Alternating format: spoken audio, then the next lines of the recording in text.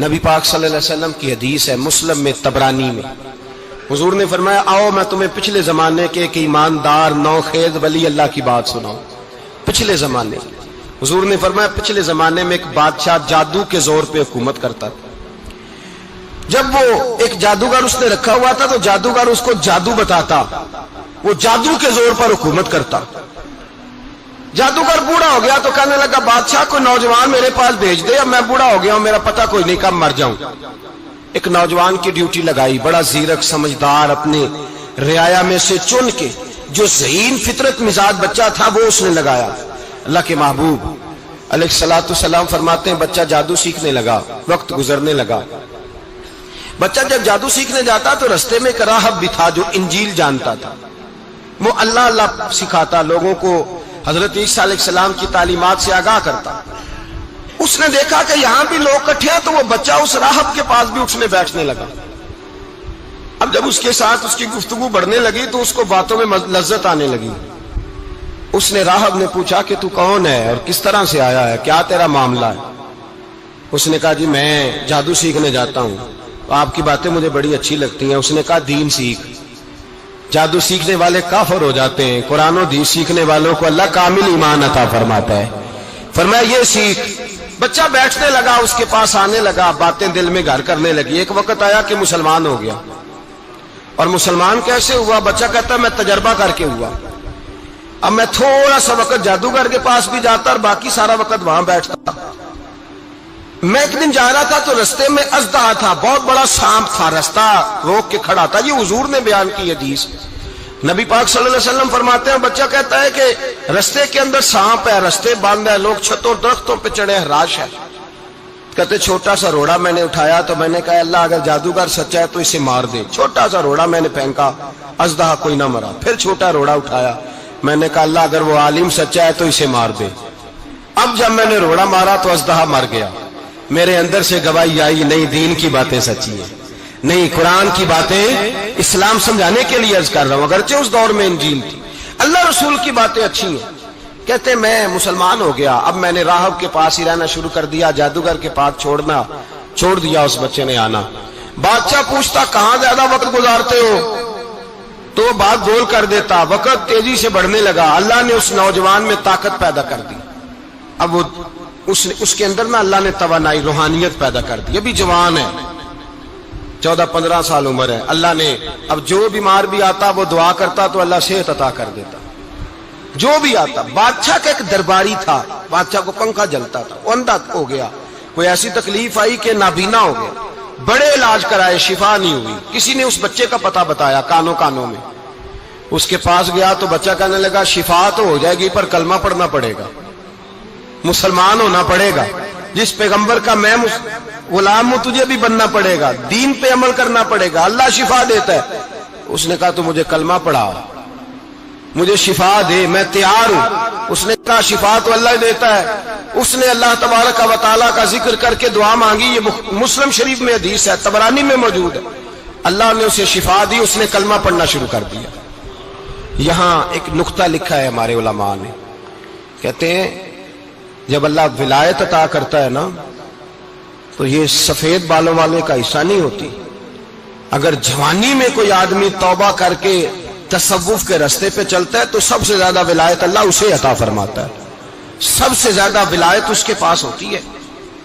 ابھی اس کے بال کالے ہیں، چڑھتی جوانی ہے، دعا کی تو اللہ نے، اور حدیث پاک میں موجود ہے کوڑے آتے تو شفا یاب ہو جاتے، اندھے آتے تو شفا یاب، برس والے آتے تو اللہ سے دے۔ جوان ہے، بادشاہ کے پاس وہ واپس گیا، وہ جو آدمی جس کی آنکھیں ٹھیک ہوئی تھی۔ بادشاہ نے پوچھا کہ کیسے شفا ملی؟ تو کہنے لگا میرے رب نے شفا دی ہے۔ بادشاہ سجدے کراتا تھا، اپنے آپ کو منواتا تھا معاذ اللہ، کہنے لگا میرے علاوہ کون رب ہے؟ اس نے کہا وہی رب ہے جس نے تجھے پیدا کیا ہے، اور وہی رب ہے جس نے مجھے اندھے کو آنکھیں دی ہیں، وہی ہے میرا مالک۔ کہا اچھا تو مجھے نہیں مانتا؟ کہا نہیں میں اپنے رب کو مانتا ہوں۔ بادشاہ نے اسے سزا دی، ستایا، اس نے بچے کا پتہ بتایا، پھر بچے کو بلا کے ستایا تو اس راہب کا پتہ بتایا، راہب بھی قتل ہو گیا، نابینا بھی قتل ہو گیا۔ بادشاہ نے کہا سپاہیوں سے اس بچے کو لے جاؤ اور پہاڑ کی چوٹی پہ جا کے نیچے پھینکو تاکہ مر جائے. بچہ پہاڑ کی چوٹی پہ گیا تو ہاتھ اٹھا کے کہنے لگا یا اللہ میرے لیے نہیں اپنے لیے، میرے لیے نہیں اپنے لیے انہیں اپنی قدرت کے جلوے دکھا. میرے لیے نہیں، اللہ کے بندے اپنی جان بچانے کی دعائیں نہیں مانگتے، اپنے لیے انہیں اپنی قدرت کے جلوے دکھا. یہ دعا مانگی، جتنے لوگ ساتھ آئے تھے وہ سارے زمین پہ گرے اور سب مر گئے، پہاڑ سے گر کے مر گئے. بچہ واپس سیدھا بادشاہ کے پاس کہنے لگا لو بھائی میرے رب نے مجھے بچا لیا ہے. جوان کا ایمان دیکھو، میرے رب نے مجھے، بولو میرے اللہ نے مجھے ایمان کی گواہی دے رہا ہے، میں بچ گیا ہوں، تو جھوٹا ہے میرا رب سچا ہے. اس نے کہا لے جاؤ اس کو دریا میں، کشتی میں بٹھاؤ، بیچ دریا کے جا کے دھکا دے دو. بیٹھے کشتی میں، دریا کے بیچ گئے، اور جب جا کے وہاں اس کو دھکا دینے لگے تو اس نے کہا اللہ میرے لیے نہیں اپنے لیے انہیں اپنی قدرت کے جلوے دکھا.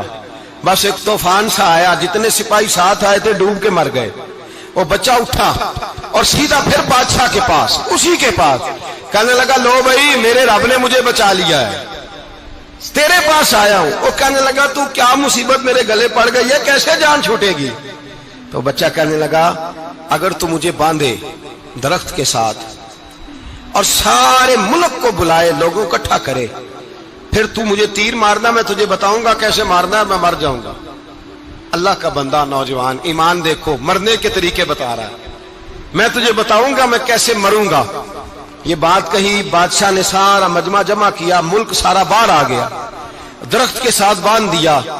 کہنے لگا بھائی لوگوں یہ مجھے مارنا چاہتا تھا، مار نہیں سکا، اب میں اسے بتانے لگا ہوں کہ میں کیسے مروں گا. اسے کہو جب تیر مارے تو ساتھ میرے رب کا نام بھی لے، میں اپنے رب کے نام پہ جان دوں گا، ایمان کی پختگی میں اللہ کے نام پر جان دوں گا. اسے کہو رب کے نام پہ مارے مر جاؤں گا. بادشاہ نے اللہ کہہ کے تیر مارا، پیشانی میں لگا، بچے کی روح پرواز کر گئی. جتنا مجمع کھڑا تھا سارا کلمہ پڑھ کے مسلمان ہو گیا، سارے مسلمان ہو گئے سارے. میرے رسول پاک سید عالم صلی اللہ علیہ وسلم نے نوجوانوں کو بتایا جب تمہارے اندر ایمان کی قوت آئے گی تو اللہ تمہاری مدد کرے. فرمایا وہ نوخیز ولی تھا، ابھی جوان رانا تھا، ابھی اس کی پیشانی پر جوانی کے آثار تھے، لیکن اس نے اللہ کو راضی کیا، رب کریم کو راضی.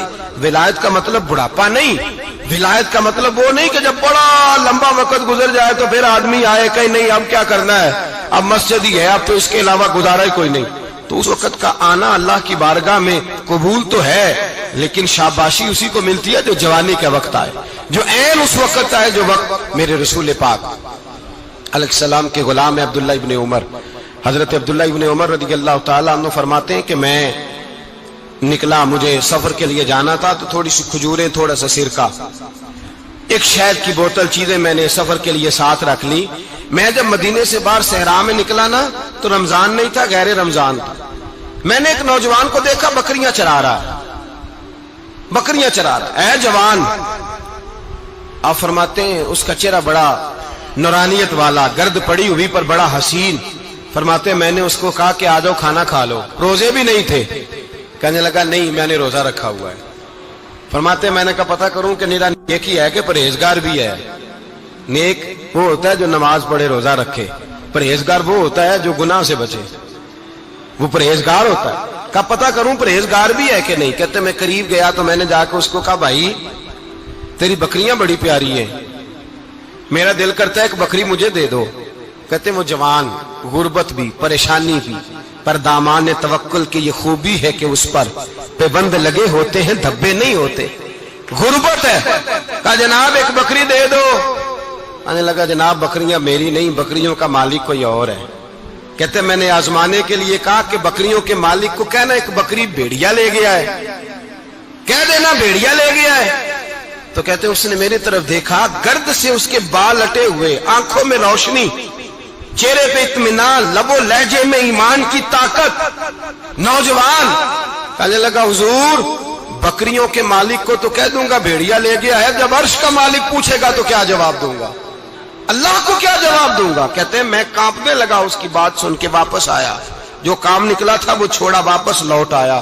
میں نے پتا کیا کس کا غلام ہے، پتا چلا فلاں آدمی کا ہے. کہتے میں نے پہلے غلام خریدا، پھر پتا کیا تیرے پاس بکریاں کتنی ہیں، اس نے کہا 400. کہتے میں نے مالک سے ساری بکریاں خریدی، پھر غلام کو بلایا، پھر وہ بکریاں تحفے میں دی، تحفے میں۔ کہنے لگا حضور یہ سارا کچھ مجھے کیسے ملا؟